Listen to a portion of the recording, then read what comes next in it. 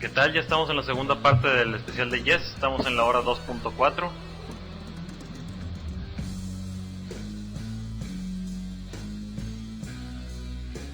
Vamos a dedicar ahora a la parte más problemática dentro de la historia de Yes, la década de los 80 y de los 90. Vamos a tratar el espacio entre 1980 y 1994.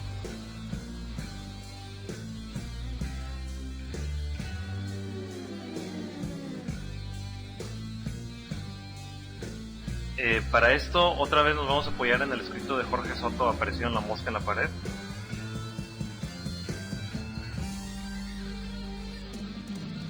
Vamos a subtitular esta segunda parte como Yes o no Yes.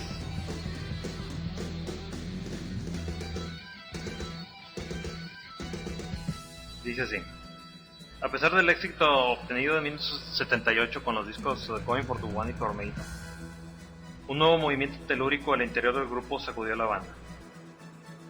Chris Squire, Steve Howe y Alan White tuvieron diferencias artísticas en cuanto a la dirección que la música estaba tomando. Rick Wakeman quería enviar desde su casa de Suiza sus partes musicales grabadas en una cinta. Como resultado de estos y otros desacuerdos, Jon Anderson y el tecladista abandonaron el proyecto y dejaron a Squire y compañía para que intentaran reunir los pedazos restantes de Yes.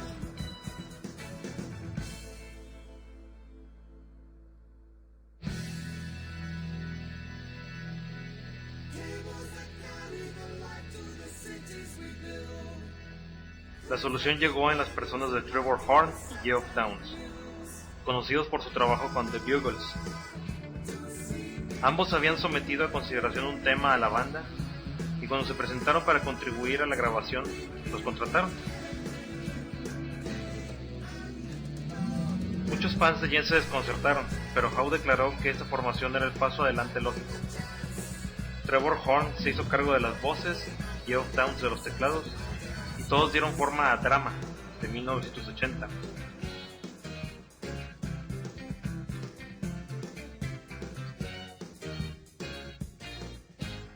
Las letras y arreglos de los cortes Into the Lens, Tempus Fugit y Machine Messiah, la que estamos escuchando ahorita, eran consistentes con el estilo clásico de Yes, pero hubo quien definió el disco como mediocridad disfrazada de majestuosidad.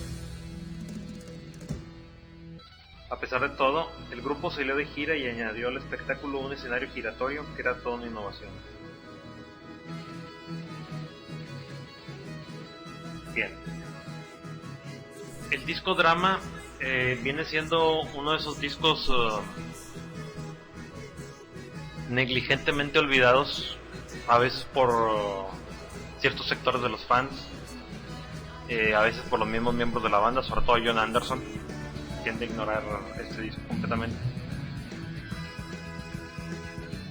Aunque de un tiempo acá ha surgido un redescubrimiento de este disco, porque independientemente de las críticas y de la mala prensa y el mal recibimiento que tuvo en su momento, el disco es muy bueno. Yo recuerdo haber comprado el CD hace ya un 20 años, precisamente junto con Fragile. Tengo dos aspectos muy diferentes de Yes en una misma escucha.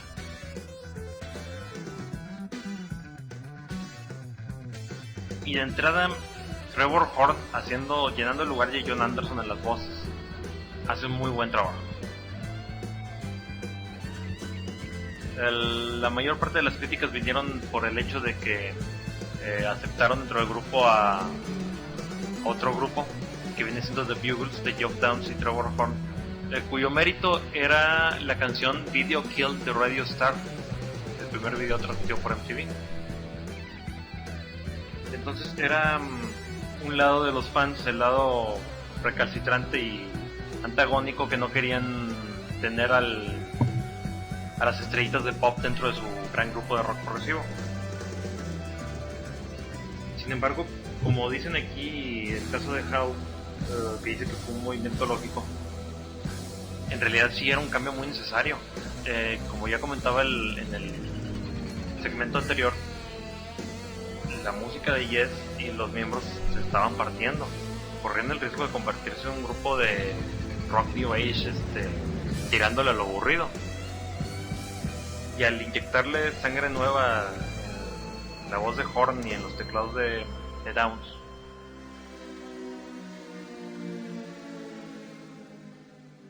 agarraron un poquito de la vena de New Wave y de rock ochentero que se estaba gestando apenas, y les permitió hacer el brinco de transición entre una década y otra. En el disco funcionó muy bien. Desgraciadamente el momento de hacer las giras, la gira para Drama fue muy corta.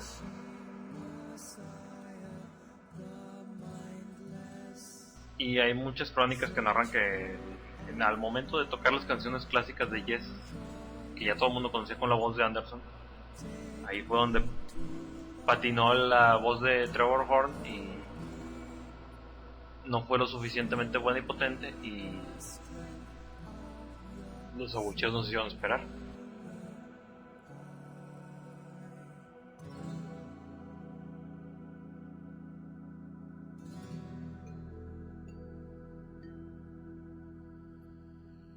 Ahora, con el reciente caso del ataque de asma de John Anderson que lo orilló a salirse de Yes y suspender la gira de 40 aniversario, no faltó quien dijera que era el momento de sacar la alineación de Drama, de que Trevor Horn volviera a las voces. En teoría no era una mala idea, el problema era la edad.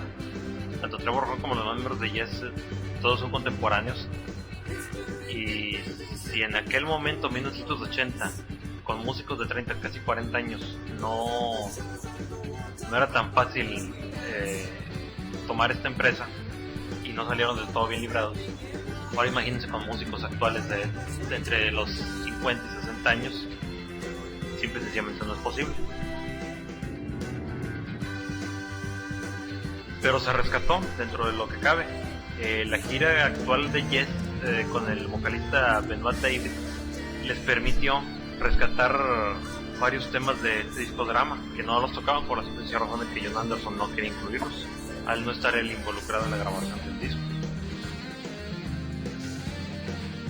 Personalmente yo considero Drama un buen disco, un gran disco, de muy buen ritmo, muy buenas progresiones, la voz no desmerece nada. Y volviendo al tema de los discos remasterizados recién sacados, en los tracks incluidos, como los bonus tracks incluidos de este álbum, incluyen varias canciones ejecutadas por John Anderson y por Rick Wakeman, pero al momento ellos de salir se quedaron pendientes y entonces entraron Horn y Downs para terminar el trabajo.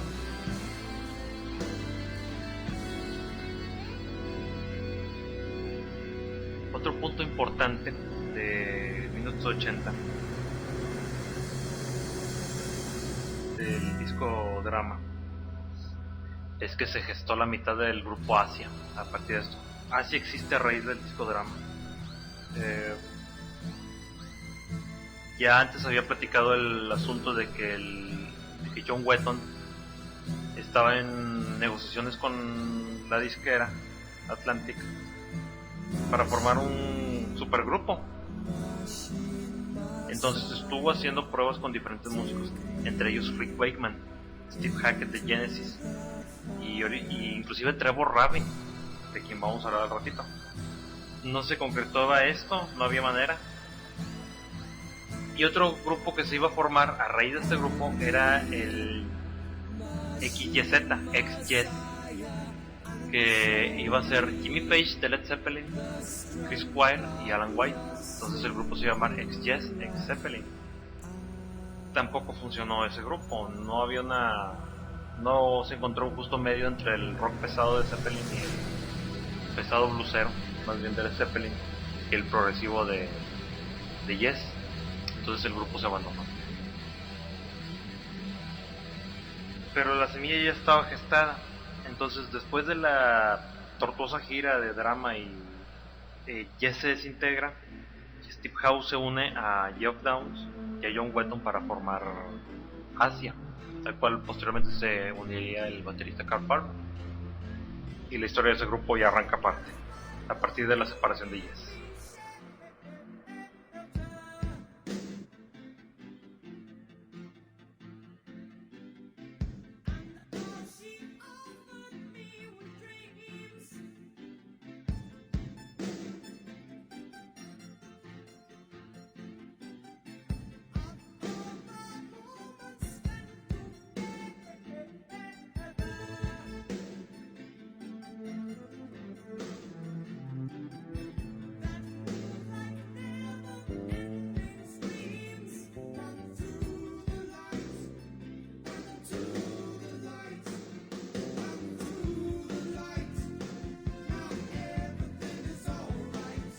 Para cualquier neófito en la obra de Yes, no creo que haya una diferencia entre la voz de Trevor Horn y la de Jon Anderson. La diferencia radica en que Trevor Horn está fingiendo la voz y está siendo apoyado por Chris Squire para que el sonido no se pierda, la identidad se mantiene intacta. En el caso de Jon Anderson no, su voz es así de aguda, casi femenina. Algunos la catalogan como contratenor. A veces suena exageradamente grave, suena exageradamente alta.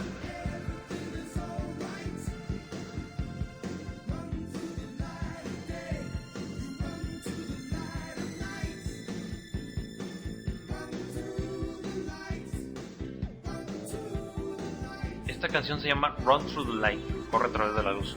Es la versión single, también este disco salió hace 2 años remasterizado y remezclado.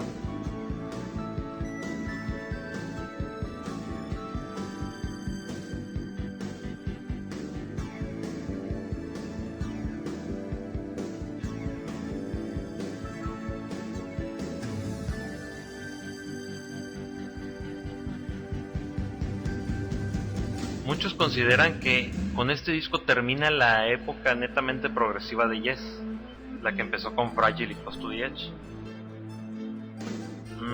Yo no lo considero tanto. Por eso hice división en los especiales a partir de este disco. Más bien, para mí, a partir de este disco drama empieza el Yes más comercial, el Yes al FM.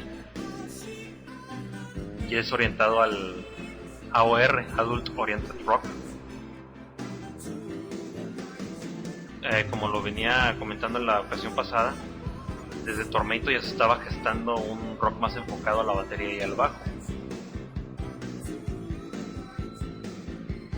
No tanto la guitarra, si se dan cuenta, aquí la guitarra está más dedicada a los puros solos que vienen y van.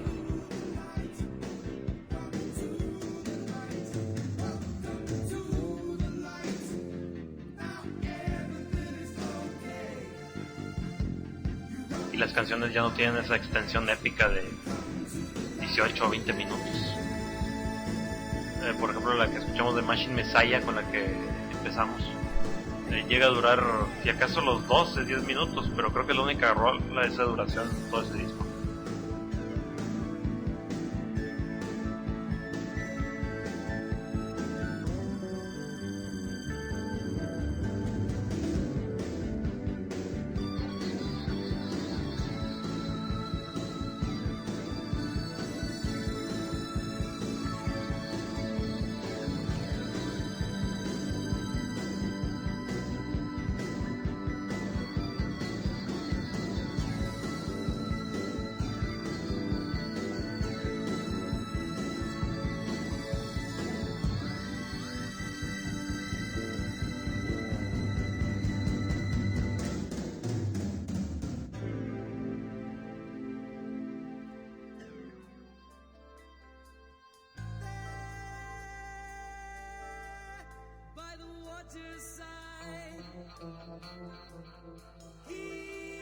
Y esa es otra versión sencillo, se llama Into the Lens. También es una canción algo larga y algo pesada, pero elegí la versión en single para dar una muestra de lo que fue todo el trabajo de Trevor Horn y Geoff Downes dentro de Yes, que me parece bastante rescatable y digno de reconocerse dentro de la obra de Yes. No me parece justo hacerlo menos.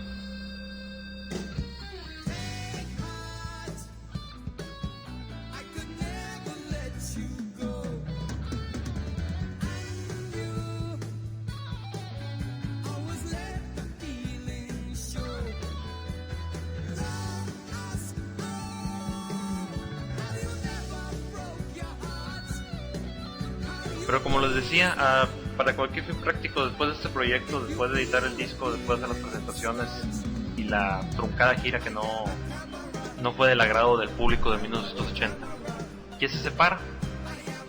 Yes como grupo ya no existía. Jon Anderson se había ido a realizar discos tanto con Rick Wakeman como con Kitaro, como con Vangelis, y discos solistas bajo su propio nombre. Toda esa década de 1980, 81, 82, Jon Anderson se dedicó a editar muchos discos como compositor bastante prolífico.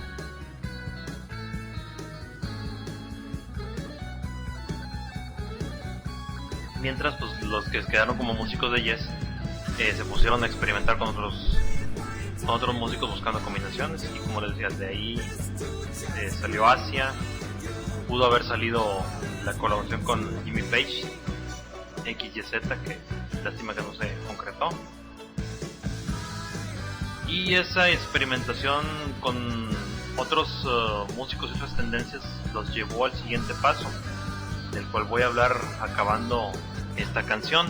Por lo pronto aquí los dejo porque vamos a prender un cigarro.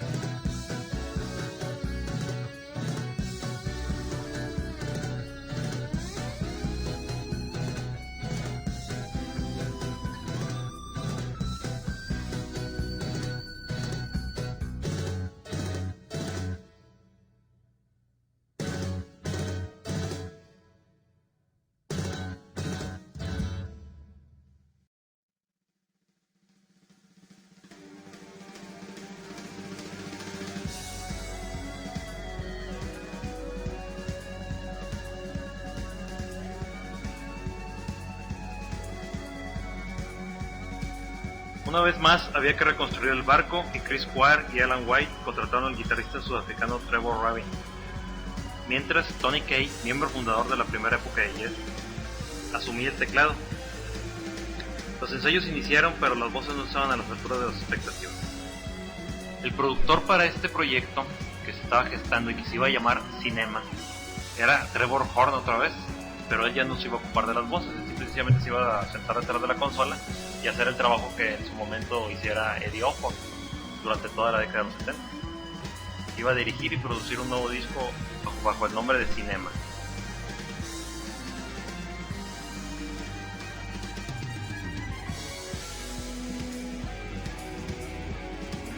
El proyecto ya tenía varias canciones grabadas, muchas de las cuales eran composiciones de Trevor Rabin. Trevor Rabin era un joven guitarrista sudafricano que había debutado en un grupo llamado Rabbit.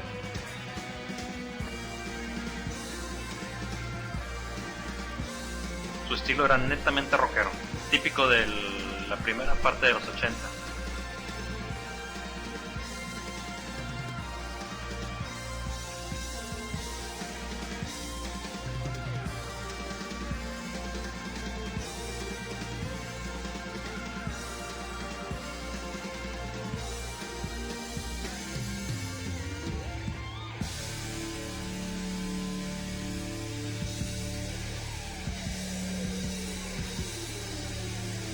En las fases iniciales del proyecto volvieron a llamar a Jon Anderson para que participara en las grabaciones. Y dice aquí, el vocalista escuchó los nuevos temas y accedió a retornar. De ahí surgió el álbum 90-125 de 1983. Fue el primer disco de Yes para el sello Atco y el título, el número 90125, procede del número de serie del catálogo. El nuevo sonido era más accesible y pop, como lo demostró en su momento el sencillo Owner of a Lonely Heart, que impulsó el disco hasta la lista de los primeros 10 álbumes en los Estados Unidos. Todo el mundo ya conoce el track Owner of a Lonely Heart. Fue una composición 100% de Trevor Rabin, que de hecho estuvo a punto de no ser grabada. En la búsqueda de nuevas canciones estaban revisando tracks grabados de Trevor Rabin, y Alan White y Square escucharon este. Él no quería utilizarlo, pero decidieron utilizarlo para Yes como punta de lanza, y John Anderson grabó las voces principales. No incluyo ese track aquí, más que nada porque ya se ha escuchado hasta la saciedad, todo el mundo sabe cuál es.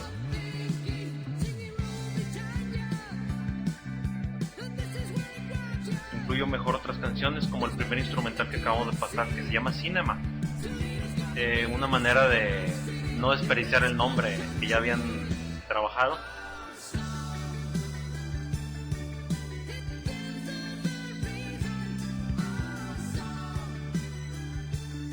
Y esta segunda canción se llama Our Song, como nuestra canción. Podrán darse cuenta del cambio drástico de estilo, y aún así se sigue escuchando a Yes, más que nada por la base rítmica de Alan White y Square, y la voz de Anderson, pero el estilo de guitarra y teclado había cambiado completamente, y las canciones ya eran singles, eran canciones diseñadas para el formato de radio, no más allá de los 4 o 5 minutos.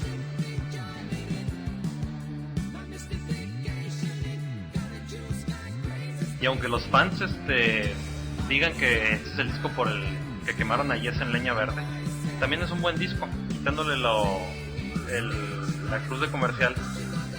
El disco no tiene desperdicio, fue el disco más vendido del grupo, después de Close to the Edge y Fragile. Les dio un impulso enorme. Muchas de estas canciones se escucharon durante todos los 80, inclusive hasta noticieros.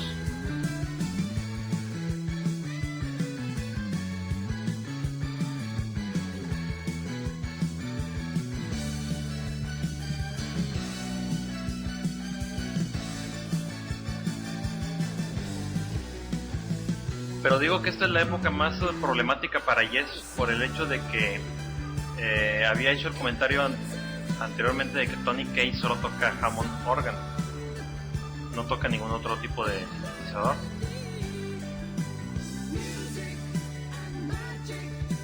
Al momento casi de publicar el disco, Tony Kaye abandona el barco, porque los dejó sin tecladista. Entonces consiguieron otro tecladista, el cual aparece brevemente en el video de Owner of a Lonely Heart, solo que de espaldas, porque el momento de iniciar la gira, Tony Kaye regresa, parece que sí le interesó el billete. Entonces en el video quitan todas las escenas donde salga el tecladista de emergente y solo sale de espaldas. Pero para efectos prácticos queda establecida la alineación de los 80, que ahora sería Chris Squire y Anderson, Tony Kaye como los miembros fundadores,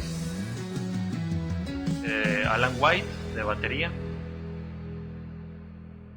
y el recién llegado Trevor Rabin.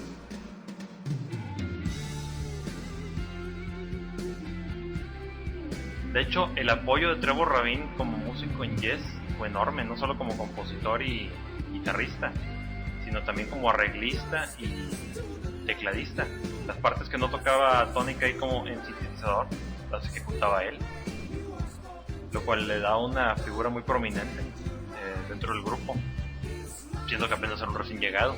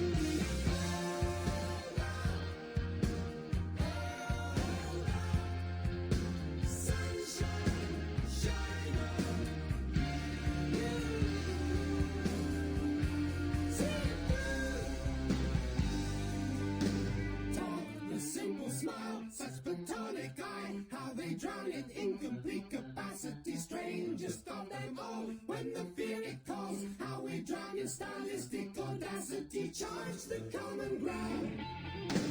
Round and round and round, we live in gravity shake. We shake so hard, how we laugh so loud. When we reach, we believe in eternity.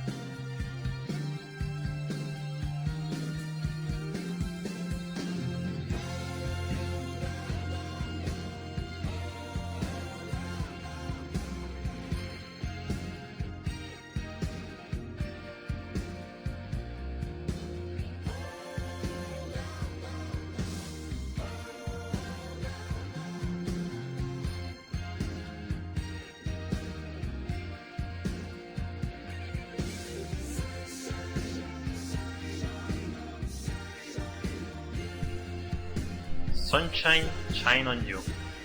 Esta canción se llamó Hold On, del álbum 90-125 de 1983. Y ya salió de gira nuevamente para iniciar la nueva década con el pie derecho.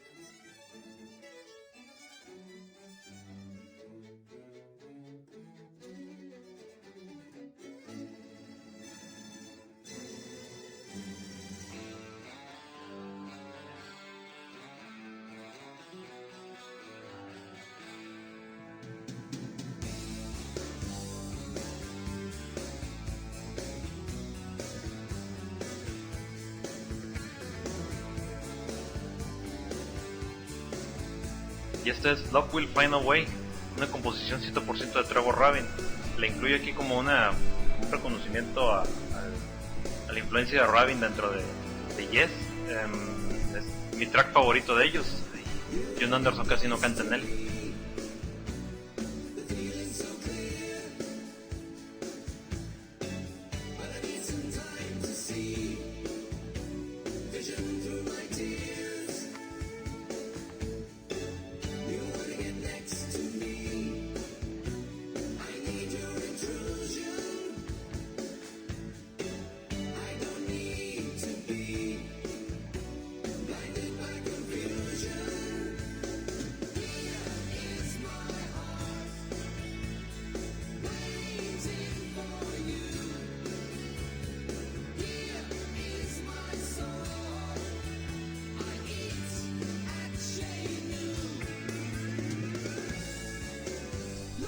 Para la grabación de este disco, he leído en algunas partes, se volvieron a generar fricciones con Tony Kaye por el hecho de que Trevor Horn le exigía que interpretara sus partes con sintetizadores más modernos. Ante el choque de opiniones entre ellos y el hecho de que no podían sacar a Tony Kaye de Yes porque no dejaría de ser Yes, él sí iba a grabar sus partes en otro estudio lejos de la tutela de Trevor Horn. Ante esas indisciplinas, Trevor Horn abandona la producción del disco Big Generator y la producción recae completamente en Trevor Rabin, haciendo crecer más su estatura en el grupo, convirtiéndolo ahora no solo en productor, sino en una especie de sino en un segundo vocalista, teniendo a Jon Anderson casi de invitado.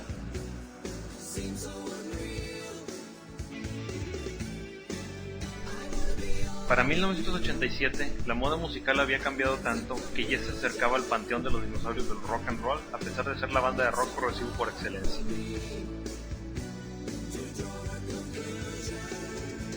El grupo había dejado atrás la imagen de prog rock y es a finales de ese año cuando aparece el álbum Big Generator. En los créditos de producción del álbum Big Generator aparece un tal Paul de Villiers, lo cual no existe, no hay ningún productor con ese nombre. Es más bien Trevor Rabin quien había asumido ese rol y había crecido su responsabilidad.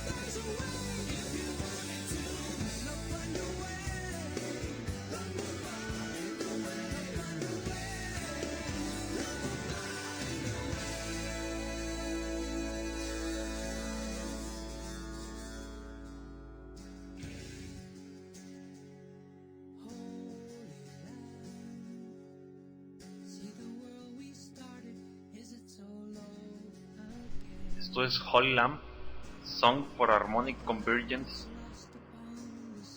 Algo rebuscado el título. Es la última canción del álbum Big Generator de 1987.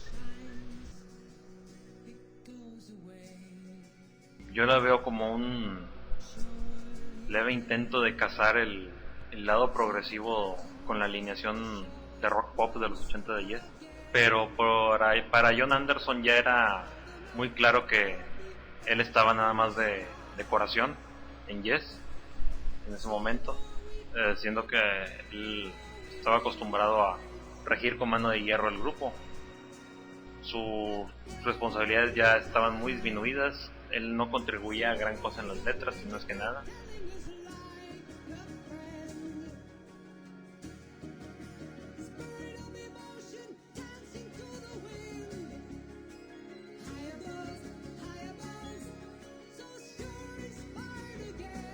De hecho, el resto del grupo, tanto Spire, White y Kai, se oyen casi como un grupo de acompañamiento, no tanto como los virtuosos que solían ser.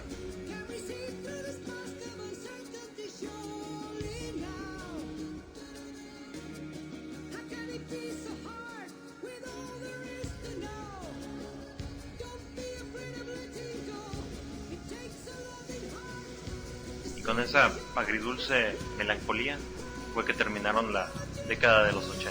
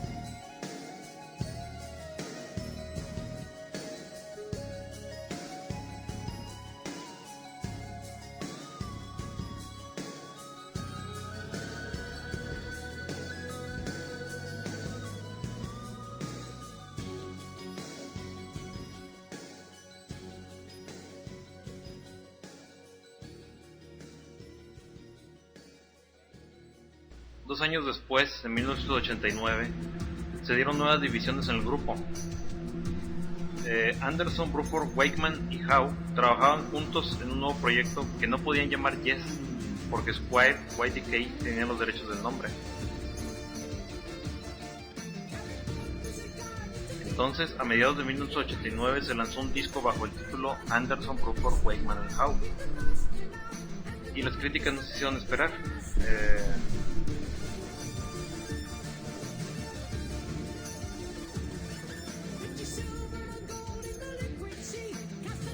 El intento de este disco era recuperar la vena progresiva de Yes. Creo que sinceramente la idea de John Anderson era tener 2 grupos llamados Yes, porque cuentan las entrevistas que él pidió a Chris Squire que se uniera nuevamente a la alineación clásica para poder llamar ese nuevo disco Yes, aunque estaba en otra casa discográfica que viene siendo Arista.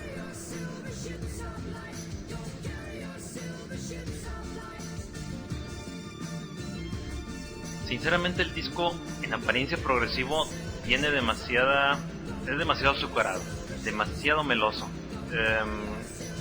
y tiene un problema de que tiene un sonido muy áspero para lo que nos tenían acostumbrados a los 70 y principios de los 80. Los teclados no se oían demasiado artificiales, las guitarras demasiado planas, la batería completamente electrónica. Bill Bruford de un tiempo acá se ha vuelto un baterista netamente electrónico.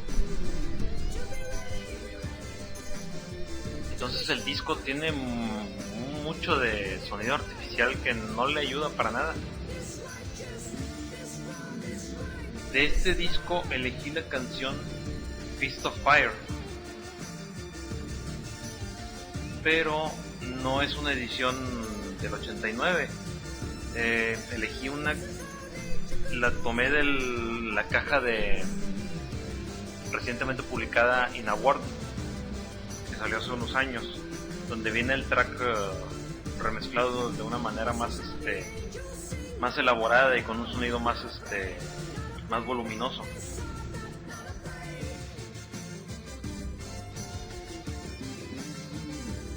La punta de lanza de ese disco fue un sencillo que se llamó Brother of Mine, una suite de varios cambios bastante apegada a los parámetros de rock de los 80, pero insisto, demasiado diabética, demasiado endulzante.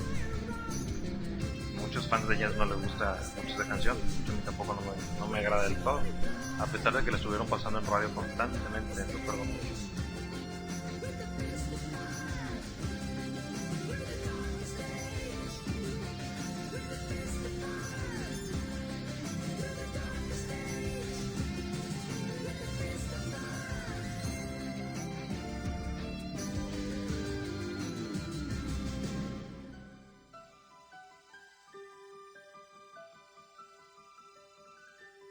Otra canción a promocionar fue esta, que se llama I'm Alive.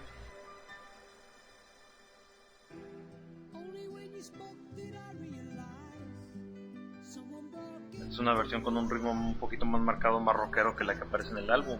Esta apareció en un single y apareció en video, la pueden encontrar en YouTube.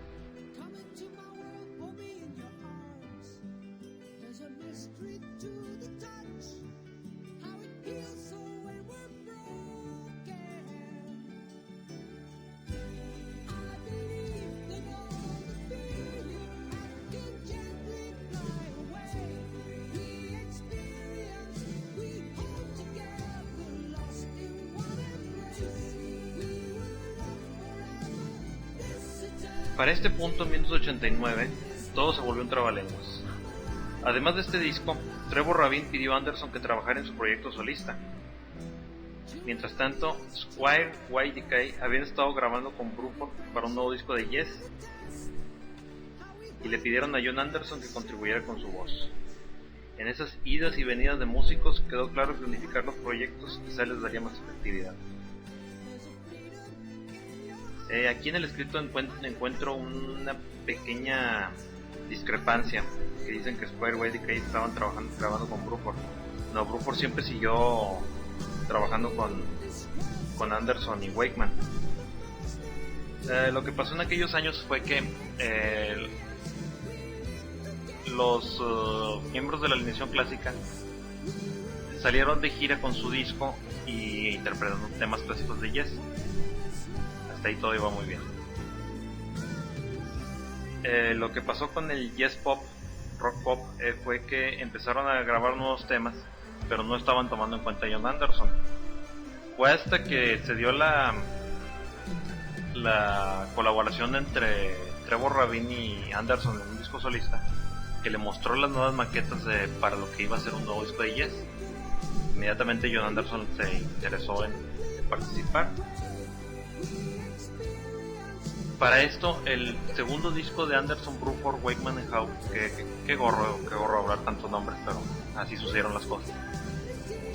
Se estaba maquetando, pero los directivos de la disquera Arista no estaban satisfechos con el resultado. De hecho, no había resultados todavía del disco.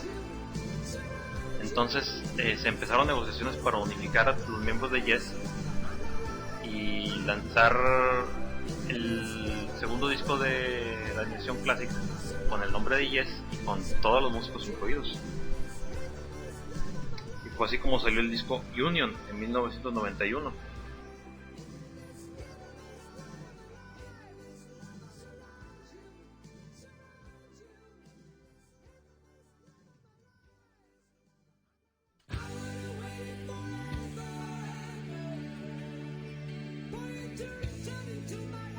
Y aquí fue donde las cosas se pusieron bien turbias. Este es uno de esos discos construidos. No hubo en realidad una verdadera trabajo de equipo de las dos alineaciones de Yes. No hay un momento en que tocaran juntos.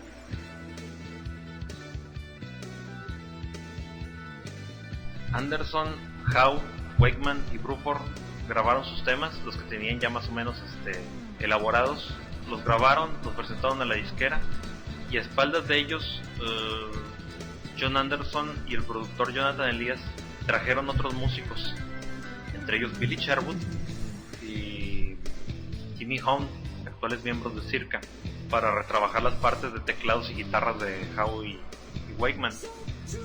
Todo con la intención de hacer sonar al Yes original, al Yes antiguo, hacerlo sonar como el Yes nuevo y no se notara una diferencia muy grande en el disco. Al mismo tiempo, el Yes Rock Pop de Trevor Rabin solo contribuyó con cuando mucho 3 o 4 canciones, creo que nada más 3. John Anderson tomó los demos de Trevor Rabin, que ni siquiera estaban acabados, grabó su voz, Chris Squire puso su voz en todos los tracks para que se oyeran todos parejitos, y así lanzaron el disco. Un disco construido completamente en consola, el cual tiene un sonido fabuloso, eso sí, no se los niego.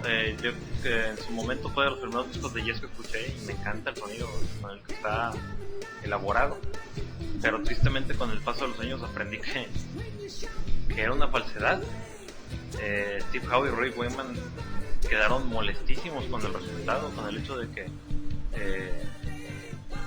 borraran, parcharan y maquillaran sus partes al grado de quedar irreconocibles. Ahí siguen en las canciones, pero hay momentos en que entra el músico de apoyo o el tecladista de apoyo y es difícil discernir quién es quién, salvo ellos mismos.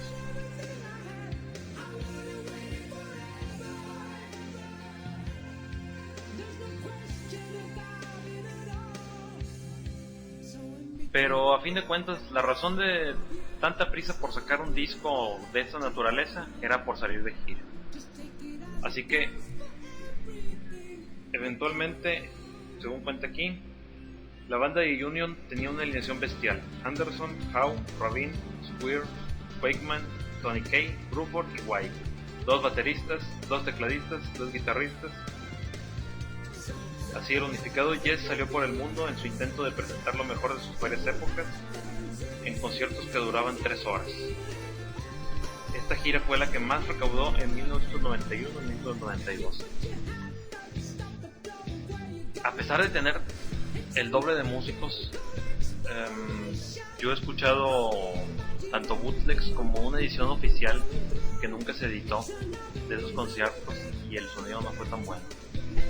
Había el tener tanto músico, cada uno intentando meter de su cosecha los elementos en canciones que ya estaban arregladas. Por ejemplo, las canciones de jazz clásico que tratar de meter la guitarra pesada de Trevor Rabin. A veces quedaba bien, a veces no.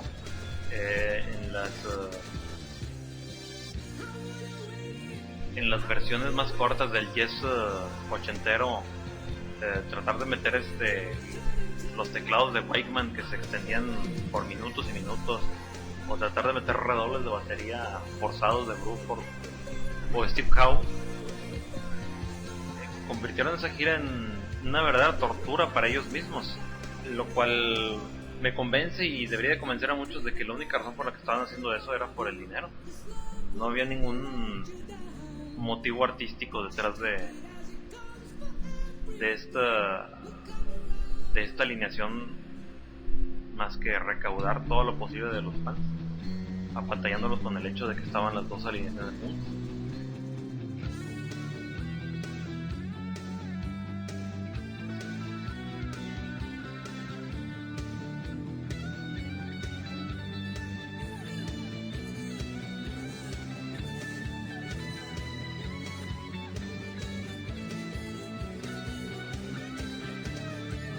Cabe aclarar, el bajista de la alineación del jazz antiguo no fue Chris Squire, aunque puso la voz.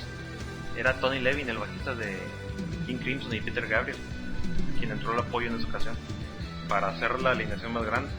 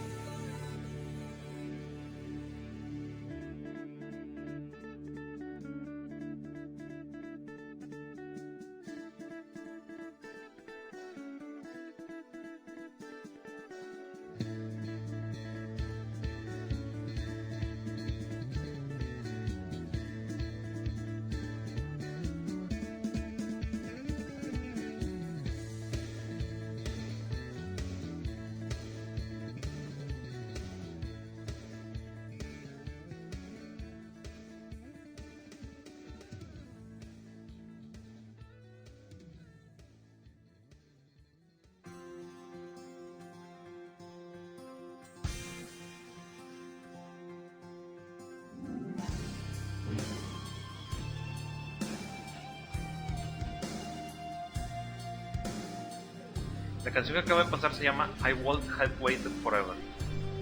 Y esta que estamos escuchando ahorita se llama Love Conquers All. Es una composición de Chris Squire y Billy Sherwood que se acababa de añadir a la alineación como músico de apoyo y productor asociado. La intención de esta canción era que la cantara Anderson, pero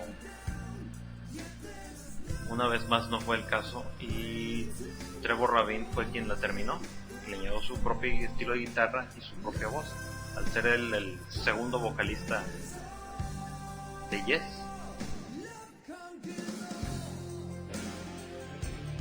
Es una muy buena canción, pero no se incluyó como track de Union. Se incluyó como bonus track en algunas ediciones en Europa y en Japón. Y no vio la luz como un track en forma hasta el año siguiente, 92-93, como parte de del primer box set de Yes Year, dejando en claro que John Anderson se estaba retirando otra vez.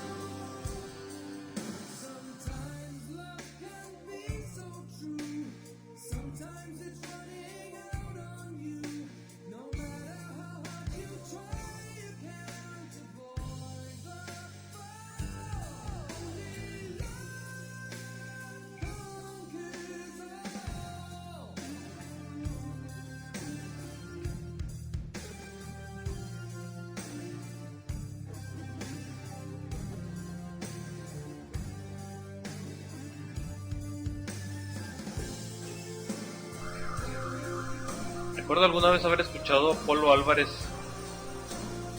comentar, de hecho para estas alturas, hablando de Yes,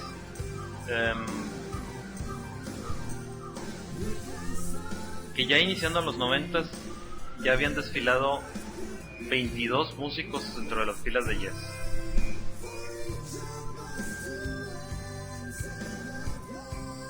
Definitivamente una orquesta. Chris Quayle ha declarado en entrevistas recientes que la alineación de Yes se forma dependiendo de los primeros 5 músicos que responden al llamado, y a partir de ahí empiezan a trabajar.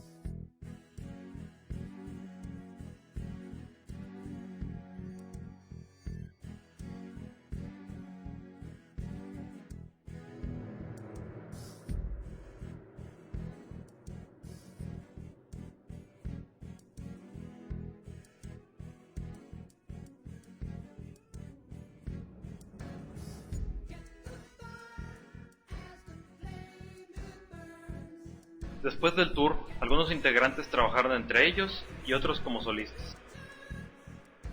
El caso es que para 1994 Yes reapareció y grabó Talk con la alineación de los 80. Ese es el disco que menos ventas ha tenido en la historia del grupo, a pesar de que el sencillo The Calling era el tema más comercial desde Owner of a Lonely Heart.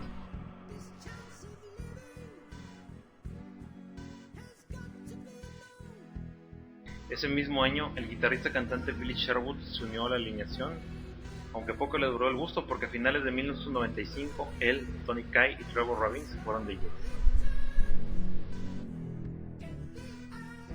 Durante este año fue cuando se empezaron a manejar muy fuerte los rumores de que Yes vendría a México. De hecho, casi se confirmaron, salieron publicados en el norte. Pero luego se desmintieron o se pospusieron cuando dijeron que Jon Anderson tuvo una caída del escenario y se había lastimado la espalda. Viéndolo ahora a tantos años de distancia, se me figura que la pobre recepción del disco motivó a que la gira se suspendiera.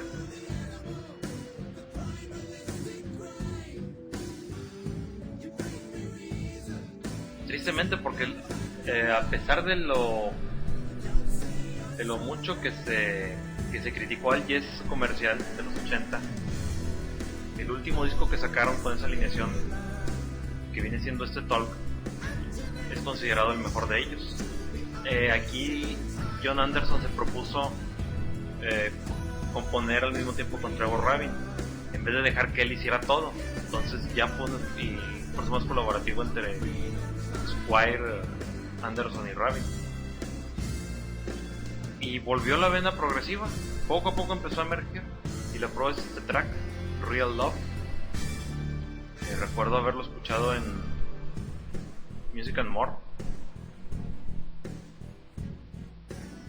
Además de escuchar las guitarras y la voz de Anderson, me quedé maravillado. Dije, música nueva de Yes. Me quedé toda esa tarde escuchando el disco que lo estaban probando en esa tarde. Aunque no compré el cassette hasta mucho tiempo después, tardé en convencerme de que era un buen disco. Ciertamente lo es. Lástima que el público en aquel entonces no lo vio. Le pasó lo que a Drama en 1980, lo cual es una buena manera de cerrar el círculo para esta segunda parte de Yes. Por eso les digo, la década de 1980 hasta 1994 fue el momento más problemático para el grupo, que tuvo que luchar con diferentes tendencias de música, el New Wave, el Punk, en los 90 con la música alternativa y el emergente rap y la música electrónica.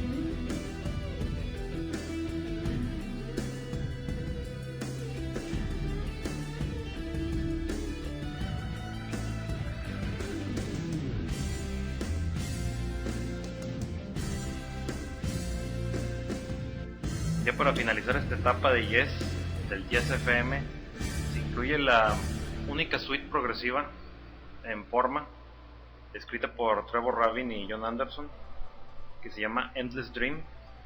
Es con la que cierra el álbum Talk, y a partir de ahí Trevor Rabin ya nunca más querría saber nada de Yes. Tony Kaye también abandona el grupo. No resurgiría recientemente hasta el debut de Circa. Y una vez más, a mediados de la década de los 90, nos quedábamos sin Yes. Pero vamos a hacer un silencio aquí para terminar ya esta emisión. Los dejo con la suite para que la escuchen en su entera complejidad. Y nos estaremos escuchando en la siguiente y última emisión. Vamos por la hora 4, la última hora y 20 minutos, ya para abocarnos en lo que es el Yes más reciente. Hasta luego.